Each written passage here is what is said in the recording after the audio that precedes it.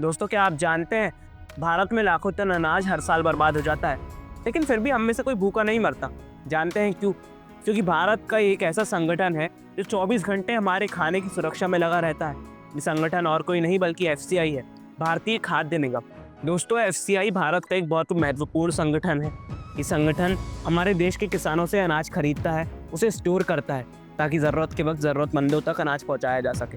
तो आइए जानते हैं आखिर एफसीआई इतना ज़रूरी क्यों है। एफसीआई के 3 मुख्य काम होते हैं। सबसे पहला काम होता है किसानों से सही दाम पर अनाज खरीदना। दूसरा काम है उसकी खाद्य सुरक्षा बनाए रखना।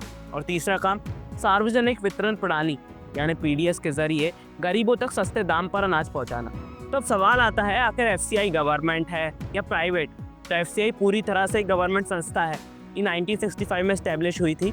इसका मेन मोटिव ये था कि भारत में खाद्य आपूर्ति को पूरा किया जा सके। अब बात ये आती है कि आपको एफसीआई ज्वाइन करना चाहिए या नहीं।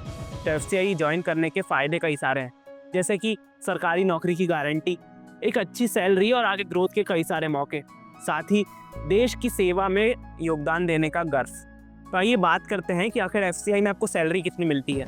तो सबसे इंटरेस्टिंग बात तो ये है कि एफसीआई में सैलरी पद के हिसाब से मिलती है। जब आप ट्रेनिंग कर रहे होते हैं तो आपकी सैलरी लगभग 1.2 लाख से 1.8 लाख के बीच होती है सालाना। और जब एक अच्छे लेवल के अधिकारी बन जाते हैं तो आपकी सैलरी 17 से 25 लाख तक भी हो सकती है।